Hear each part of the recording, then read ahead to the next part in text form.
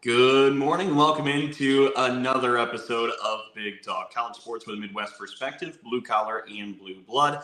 I'm Dalton Shetler with my partner Sam Sprunger, and Sam's feeling a little bit more zanier on this Friday. He says he's got something up his sleeve. It's Friday, and I was before you came into the studio to get going this morning. I was surfing the social media, and it will be posted here on Big Talk's Facebook here shortly. But there is a school in Illinois where the seniors decided they were going to play a prank on the principal, and they hired a bagpipe player to follow the principal around the school for a portion of the day. It was great because you see this guy walking, this guy's playing the bagpipes, and the principal's standing there going, what in the world is going on here? And then he walks and he follows him, and he's like, he doesn't know what to do. So he walks outside, the bagpipe player goes and follows him out there playing. It is fantastic. I'm gonna have to pull that up. That's a genius idea. Well, it's one of those that you can't get mad at him because it's loud, because that's what bagpipes are. So, and I'm sure they didn't have, well, I don't know. I would be almost positive that it wouldn't be all day long, but they hired him for an hour or whatever, to follow him around for an hour so they could record it. It's just, I wish I'd have thought of something like that when I was a senior in high school. That's a great idea, but don't get any ideas for this podcast. Oh, if you hire a bagpiper to follow me around, I will skip with the gentleman arm in arm. Like that's how much I will embrace that. So go ahead. I don't care. Shoot. But that's if you send them to my office, I work from home, so nobody's going to hear it other than the dogs. It's just you and him vibing out for a little bit. Yeah, sure. And I'd record it. All right. So for this week's episode, Sam and I were talking. The news is starting to die down a little bit with Big Ten sports, but Big Ten softball tournament did come and go this past week. Michigan won its 11th tournament title this past week against IU. Of all teams, IU had a heck of a run. Yes, they did. Made it to the championship game. They pulled off the upset against number 1 seed Northwestern. Played an excellent tournament. They were kind of the Cinderella fun team that everybody was following for a little bit. And they make their way to the NCAA tournament. There's 4 teams from the Big Ten that are going to the NCAA tournament. Those are 2 of them. So that'll be interesting to see and, of course, fun to watch. Meanwhile, Big Ten baseball's coming down the home stretch of the regular season. Last weekend. We got a race to Omaha right now because, of course, baseball and softball a little bit different with the postseason formats for the Big Ten Conference. In Big Ten softball, 12 of the 14 teams are going to make it into that tournament. In baseball, 8 of the 14 teams make it in, and you've got a bit of a cluster down there around that 8 spot. So there's a lot of results that'll determine who fills out the rest of the field here shortly. Well, and Purdue just yesterday clinched their spot in the tournament, and they're 3rd in the conference. So, like, that's how much how crazy that conglomeration of teams number 3 down is, because they literally just secured yesterday against Illinois. Even though they lost, they secured their spot in the tournament, which is amazing to think. First off, Illinois wasn't expected to be the conference. They haven't secured it, but they're if they win, I think today maybe, they clinched the Big Ten title, and nobody expected Illinois to be the conference champion. So Illinois sits at 16-6 at the top. Nebraska's in second at 15-7. Indiana and Michigan are tied for third. At 14-9. Purdue is a half game back, so they're in 5th at 13-9. Mm-hmm. Iowa is in 6th at 14-10. Ohio State's in 7th at 11-11. Then you have a current 3-way tie for 8th place right now, that final team to make it into the tournament. Maryland, Penn State, Michigan State, all 10-12. So things are really heating up. It's going to be pretty interesting this week. I have no ambition to try to be the person that tries to figure out the tiebreakers either. I have no ambition for that. You have to take an afternoon to try and figure all that out. That's the crazy thing is you always see these scenarios or whatever in whatever sport it is, wherever there's tiebreakers. And we've seen it with the Big Ten West when it was existent in football, where, they had scenarios where 5 of the 7 teams could still win I don't want to figure that out. God bless the people that do, because there is nothing that I want to do when it comes to trying to figure out if it's as simple as, oh, how'd they do head-to-head? Okay, I can figure that out. I don't Well, they played on a Tuesday, so that there gives them the advantage, or no, just tell me. Let a computer or let you do it, and then you tell me. Well, the good news is in 2 days, you're just going to have your answers There we because go. And maybe I'll just live oblivious to it all, and then there it is. Hey, look, we've got our Big Ten tournament in baseball. That's hilarious. So that's what's kind of happening with Big Ten athletics. Of course, you have some of the other spring sports taking place with lacrosse, and of course, Northwestern women's lacrosse doing great. A lot going on there. But the biggest news, I suppose, from the Big Ten this week, Sam, I think you'd agree, was the retirement announcement of Iowa women's basketball head coach Lisa Bluder, who's been at Iowa for a very long time. I mean, she is as probably accomplished longer than you've been alive, or close to it, right? It's close. I was going to say, for sure close.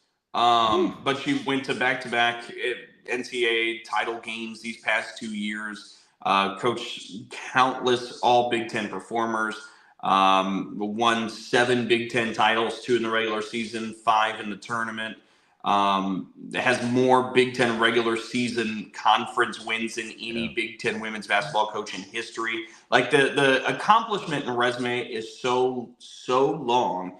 But we now got to see one of the Big Ten's best ever hang it up at the end of this past season. Did we anticipate this? You have your finger on the women's basketball pulse a little bit, way more than anybody I know, but way more than I know too. But was this anticipated with Caitlin Clark moving on, that this might be the end of the line for her? Well, I think, and again, we haven't really heard much from Lisa. She hasn't talked a lot since she has retired. Mm-hmm. But I think if you're looking at it just from a common sense standpoint, you've been doing it for however long. I mean, coaching's been her entire career since she quit playing and whatnot. You just had a generational talent leave.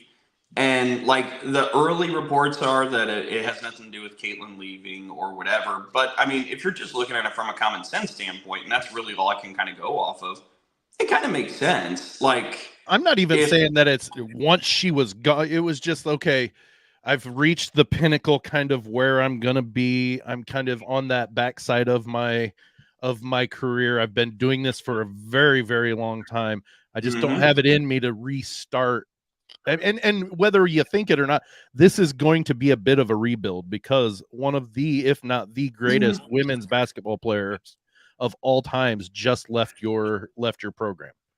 And then is it one of those that I just don't have it in me to start rebuilding another program? Not that she can't do it, but she's at that age where it's like, okay, it's time.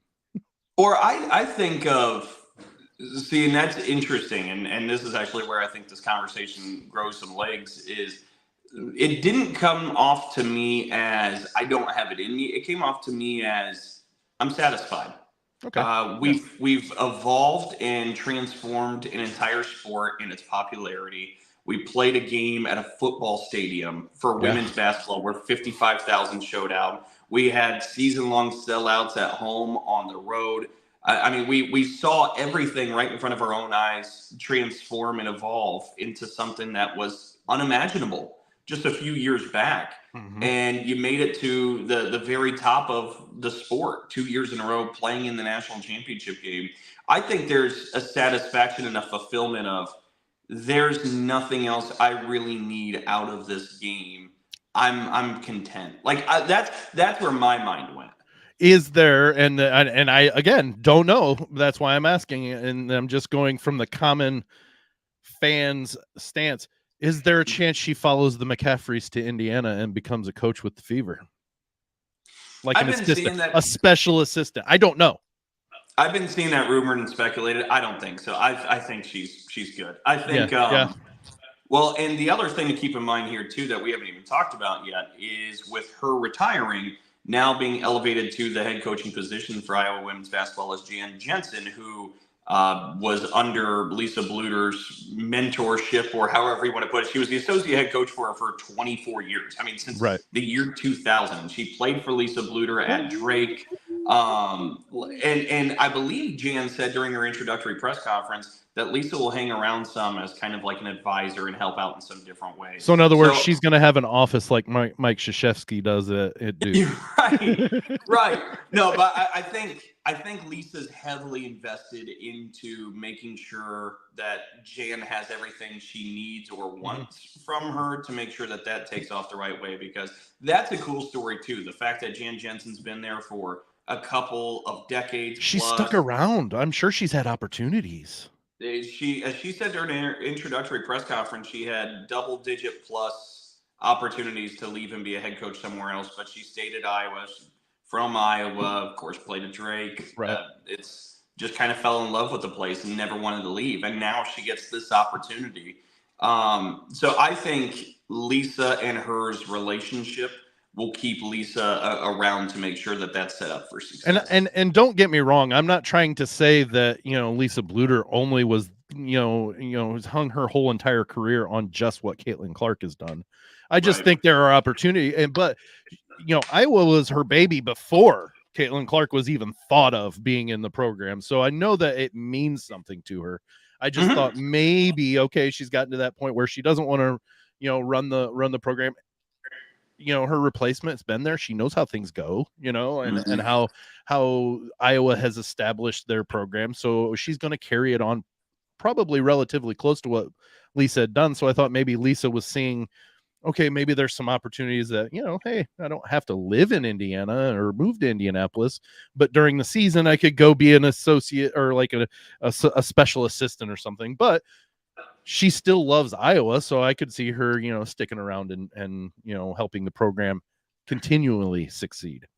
Yeah, no, I think that's kind of how it goes. I don't think I think if she still had any ambition to coach, like people are doing with the rumor mill and speculating, like with the Fever, I think she'd still be at Iowa. Yeah, I mean, that's my read on it. But well, congratulations to her to realize the point where she can retire and not have to worry about the program she's leaving not being in good hands and things like that, because people like all greats worry about how it's going to succeed afterwards, because they succeed for a reason, and they want to make sure that the program is left in good hands. So the fact that she felt comfortable enough and having an assistant like she had for so long to be able to take over, it made sense for her to take over the program. And like we said, besides just the accomplishments that came with on the court, I mean, truly, this Iowa team did revolutionize the popularity of women's basketball, and all the sellouts, the TV ratings, where you're getting a peak audience of 24 million people to watch the championship game between Iowa and South Carolina. Them playing at a football stadium, like all those things really matter when you talk about the legacy of Lisa Bluter and what this Iowa program did in the last couple of years. And I think that's a big thing of what we remember. And I remember in an interview with her a couple years back, asking her what her legacy she wants it to be. And she had said that she wanted to be known for impacting people and doing things the right way. She wanted to impact young women, young girls, inspire them. And look, if that was the goal from day one, Lisa, you passed with flying colors. I mean, it's simply amazing what has happened in the last couple of years to women's basketball. And I also think, too, this kind of gets lost in the shuffle, Sam. For Caitlin Clark to be great, it took some trust and faith from a coach to just toss her the keys and say, you know what, you pull up from 40 feet, we're good with that. Like, you'll hit it more times than not. Yeah. And Lisa had the right read on it early on, and she understood it, and that allowed this to blossom into what we've experienced this ride the last couple of years. So Lisa Bluter deserves so much credit in so many different ways. But if her goal was to inspire and impact young women, I don't know how she could have done it any better than what we've Agreed. experienced. Well, and correct me if I'm wrong. When we were talking, early in the early days of Big Talk, when it was still Big 10+4, I believe, when she ended up becoming the winningest coach in Big 10 history on the women's side, didn't you say she got this job because her neighbor told her about the job from an ad in the newspaper? She had no ambition to do it, and she heard about it from her neighbor, and she applied and she got the job. That's she started her career. I don't think that was direct to the Iowa job. I believe. Okay. That was to the St. Ambrose University job. Okay, so it was just her coaching career, but yeah, that's if memory serves right, I think she first, if I recall, kind of discovered what a GA position was, and she was like, "Oh, you could get your master's and do this? Yeah, let's do that. Let's do it." And then it kind of evolved into a neighbor telling her about a wanted ad. Starts off at St. Ambrose and just takes off from there. Well, to think that she's got you've got Lisa Bluter's neighbor from way back in the day to thank for getting her to the coaching life, to where she eventually ends up at Iowa and the coach that she turned out to be.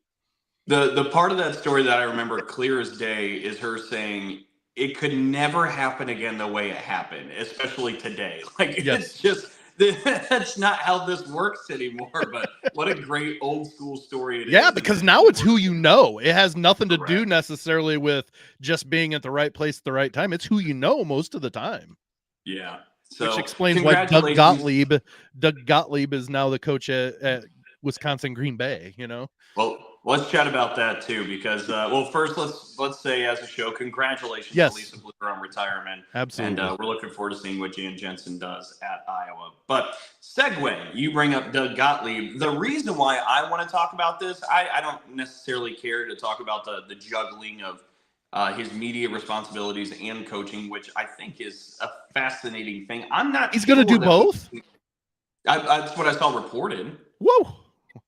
Yeah. I don't know how that's even able to be done. I don't know if I would want, as a school, want that to be done.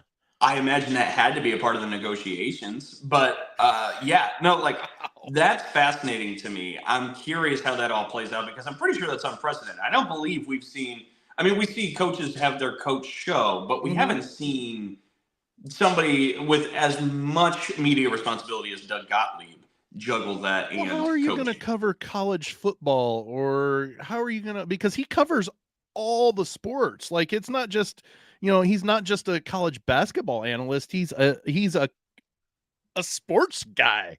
How do you cover that stuff and still go recruit and still go do your thing for coaching? I don't get it. Wow.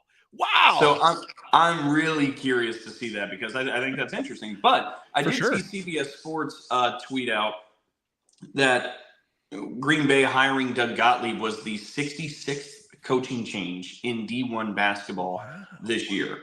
Yeah, that's what my reaction was. Wow.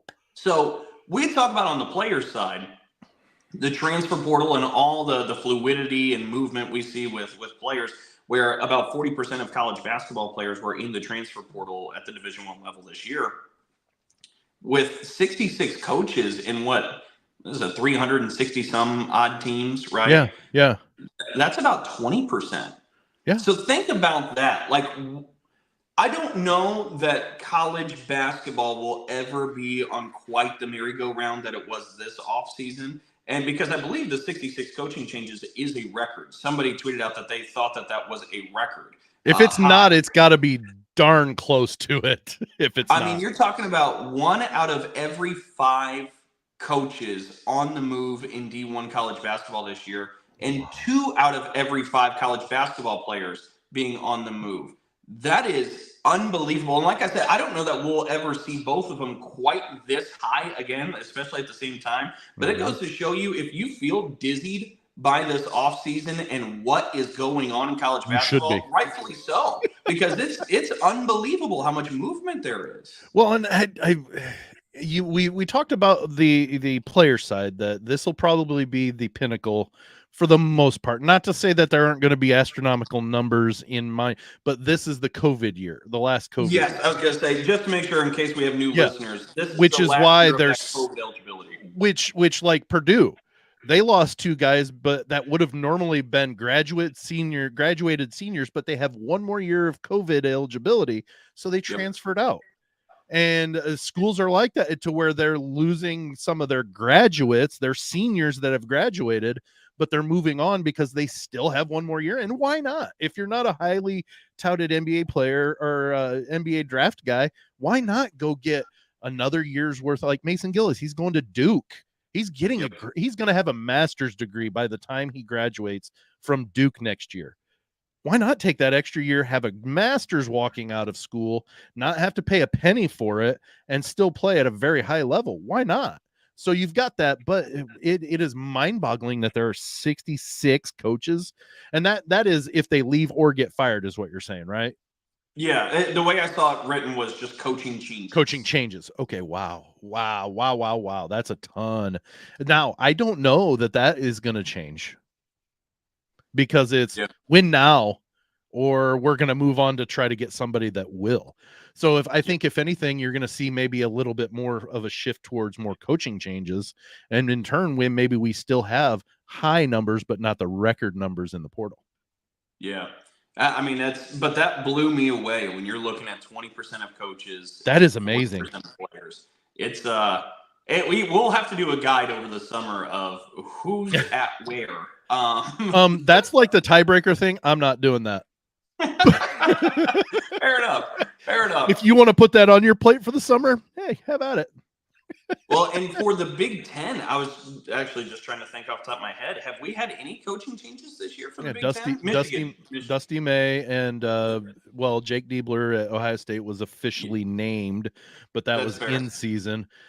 Oh shoot, there's one more I was trying to think of, wasn't it? Isn't there? There's USC, if you want to count them. Well, and they're in the Big Ten. They're coming into with a new coach, so technically, yeah, I would say that those would be the 3: Musselman, May, and Diebler are our 3 new coaches in the conference. That's interesting, because the Big Ten too. This is one of the other things. I mean, as far as retention goes and loyalty goes, the Big Ten does it better than just about anywhere else. It's kind of proven. Yeah. There's longer leashes afforded in the Big Ten conference, which is kind of the philosophy cumulatively. But that's going to be interesting to watch going forward as it clashes with today's climate of now, and everything that's going on, all the different factors of NIL and everything else. Well, and I think that has to do, and I'm sorry to cut you off, but I think that has to do with kind of what the conference is about. We've talked about it, that many people many schools and universities in the Big Ten, they value the regular season title over any sort of March run. There are a lot of immediacy, like I think Calipari, was tired of getting booted out early into the tournament, so he moved to a school that maybe, hey, it's not going to be a hot seat if they get upset in the tournament in the first round, but they have a longer leash in the aspect of, okay, we value that regular season title, that conference championship over national championship. Not that they don't want to win, and it's not that any school is going to go, don't give me a national championship. No, it's hey, we had one hell of a season because we won the Big Ten. We won the Big Ten, and so I think that has to do with why there's a longer leash when it comes to it. No, I think that's absolutely fair. Other topics going on, I think one of the biggest ones, selfishly, and you had texted me about this recently, but we're starting to get more and more information about the college football video game finally returning this summer. Yeah. We're within a month and a half, I think, aren't we? Or at least 2 months, right? 2 months. Yes, okay. I was going to say, it's coming. Release is July 19th. So they released that. They released the cover athletes. You can now pre-order, which... You've already done that, right? Last night, I was like galloping around the bedroom explaining like why this was a needed purchase. And did your wife say, Dalton, calm down? She was like, you know what? Get the biggest one. You've talked about this forever. And I was like a kid on Christmas. I was like, for real? Are you sure? Now, did she look at you and say, as long as I don't have to go stand in line, I'm okay with you buying it right now? She did make a joke. So for our new listeners who may not be aware, early on, my wife and I were high school sweethearts. And one of our like date nights was a midnight release of date night, kids. One heck of a date night right there. Well, I think we were still in high school at the time, but the last version of the NCAA football video game came out. We went at midnight at GameStop and waited in line with like 50 dudes that were just hunched over like boxes of pizza. And she's like, maybe we could order pizza so we can bring back the nostalgia when the game comes out this year. So there you go. That's excellent work. Well, I love that. Well, two things, and I made this comment when I first found out about it, is the fact that she stood there with you the whole time and didn't say, yeah, this is done. You should have married her, proposed to her right then. But secondly, you've got one heck of a woman when she's like, let's order a pizza just to bring back the memory, because it was something that she cherished and loved too. You're going to have to get a 2 liter of Faygo or something to go with it. Gotta. Now let me ask you that. What Faygo soda are you a fan of? I'll go blueberry. Ew. Ew. Red Pop. Come on. Faygo Red Pop. Oh, Red Pop's solid. Red Pop. Yeah. It's been a while since I've had a Faygo, to be honest. Yeah. Oh, yeah. Well, and you know what's the kicker? And don't get me wrong. I've told you many times I'm old. Okay. In comparison. But when I was playing football in high school, after 2-a-days, I would go out to Kaiser's supermarket and buy a 2 liter of Faygo Red Pop, which was 52 cents.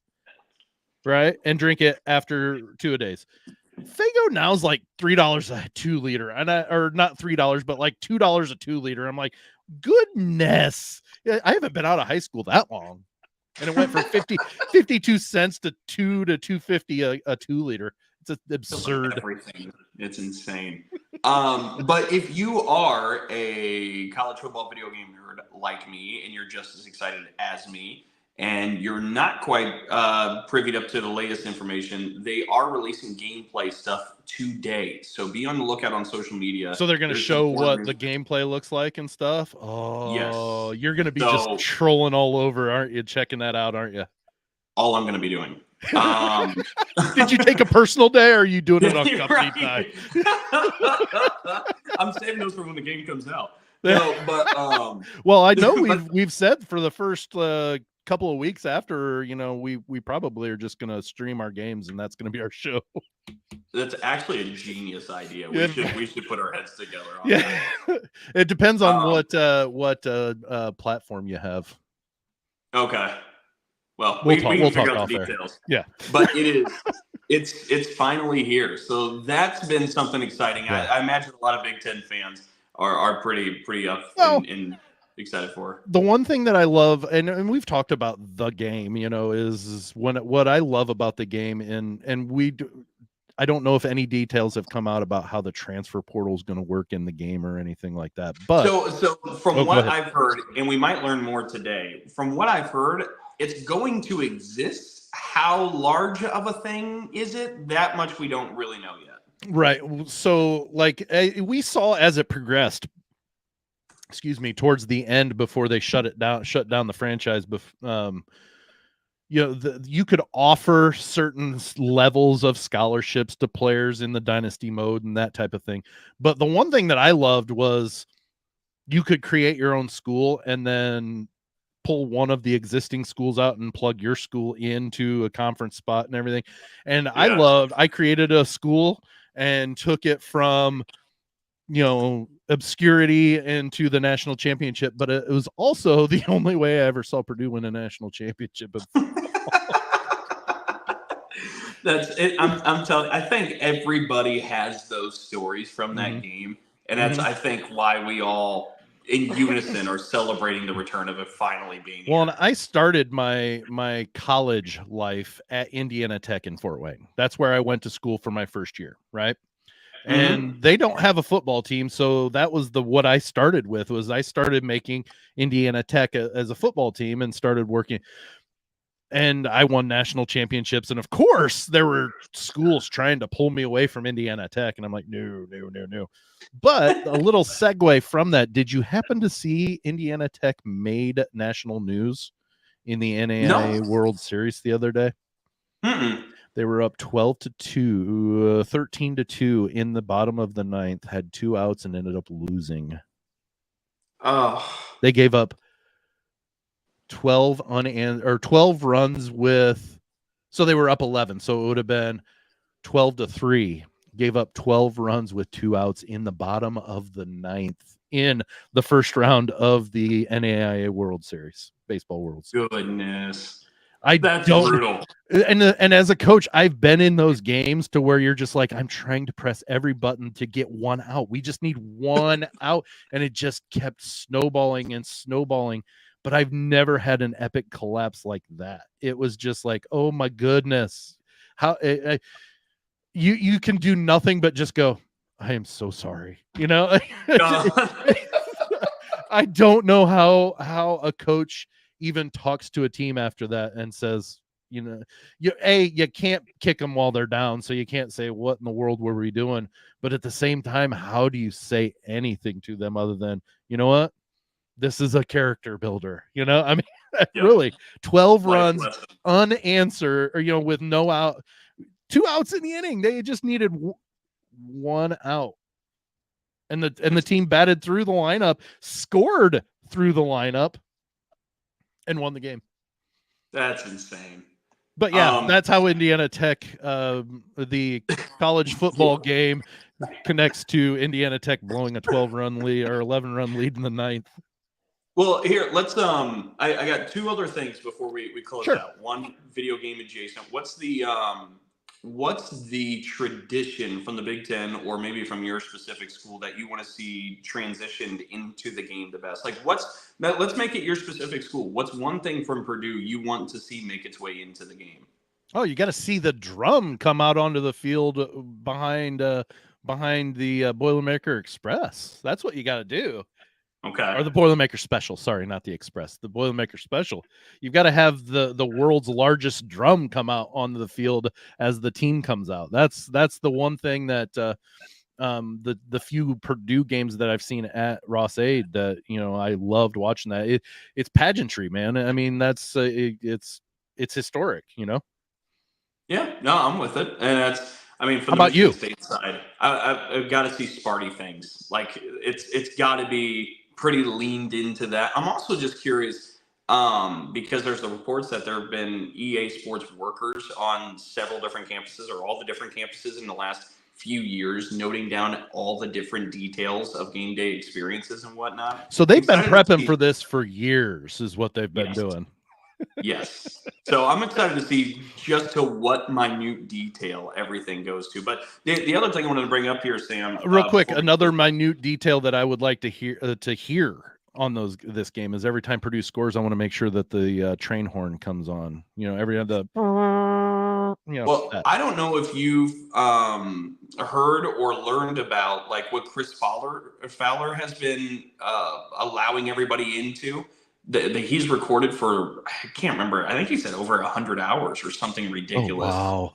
All his different like play-by-play bits. But there's also a bunch of different broadcast crews. So it's not going to be just Chris Fowler. Like, based on the level of game that you're playing, you get a somewhat adjacent broadcast crew from. So if you're like, starting in the SWAC, you're getting, you know, Billy, Bob, you're not Joe. Chris Fowler. Wow. So they've taken this 11-year layoff and really went all out with it. That's what I mean. Like, there's a lot of reason to be excited for this and to kind of nerd out. So well, and that's the improvement gaming has made in that time frame from the last year that they played and the one that you still currently play until the new one comes out, to PS3 sitting right over here, to the one that is going to come out in July. It's going to be night and day almost. Like, it'll be very, don't get me wrong, 11 years ago, it was realistic-ish. This is going to be like you're watching a game on TV. That's how good gaming has gotten. And I'm, preaching to the choir basically to a lot of people, but The fact that my kids are growing up in a world that they have this, and I had to play 8-bit Tecmo Bowl. Yeah. Yeah, that's fair. That's fair.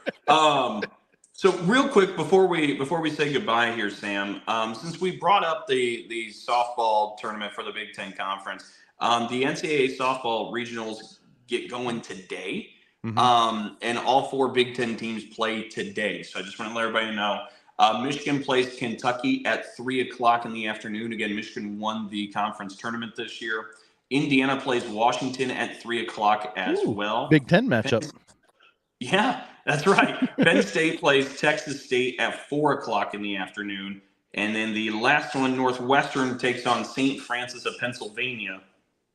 And that first pitch is scheduled for 6:30. And of course, Northwestern won the Big Ten regular season. They were the #1 team out of the Big Ten. Now, here's I don't know if you saw, and I saw I was watching Texas A&M and Ole Miss playing baseball, and their game got done, and they went into, it was right after the draw, the softball draw come out. 13 of 13 SEC teams made the College World Series. Vanderbilt's the only school in that conference right now that does not have a softball team. And you know how I know that? They showed all of the teams that made it from the SEC, and there was no gold V in it. That's interesting. But all 13 teams. You think that part's fascinating, but you think with all the baseball success that Vanderbilt has, that softball would sure just be think so. Wow. And unless they meant to put 14 and just forgot to put Vanderbilt's logo there, but they said 13, and they even said the number 13. All 13 SEC teams made it, and I'm looking, they put them all up there because 8 of them are nationally seeded. So 8 of 13 are nationally seeded. And I'm sitting there looking, and I'm like, who's not in this? And I'm quickly going through, and I'm like, oh, Vanderbilt's not there. But the fact remains is SEC is pretty dominant when it comes to the softball world. But I also heard an amazing stat too. Yeah, in baseball. Oklahoma, the 3-time national champion Oklahoma Sooners, in the last 3 years prior, they had lost, 8 total games. I think so. And this year they lost 6, and people were wondering what was wrong with Oklahoma. I'm like, are you kidding? They still only lost 6. Isn't that just the burden of success that always? Oh my goodness! I would to have their problem as I don't know. Yeah. I'm so, shame football, having to Oklahoma softball, UCLA basketball. It's always funny how that all we works, lost right? 6 games this year. What's wrong with our team? Oh, they're human. That's what it is. Goodness. Come on. That's funny. But all right. Well, as we close out another episode of Big Talk, Sam, why don't you let everybody know where they can find us? Almost hit the wrong overlay there. I still have not added the TikToks back onto here, but on the TikToks, Instagrams, and the platform formerly known as Twitter, we are at B1G_talk. It's B1G, not BIG, Dalton. Hold the one up. There we go. B1G_talk Big Talk. And if you go to Facebook, it's B1G Talk Big Talk. And it's not all Big Talk. Again, those individuals are, I'm sure, are lovely people, but they are not us people. So we stream every week on the ASAP network, and we also then are out later that day in podcast form through Lounge Media Group. If you have to see the stream and you missed it live, go to Spotify. That's where our stream is there. Awesome. Well, a big thank you to all of you for tuning in for another edition of Big Talk, college sports with Midwest perspective, blue collar, and blue blood. I'm Dalton Shetler for my partner, Sam Sprunger. So long, everybody. Bring on the bagpiper.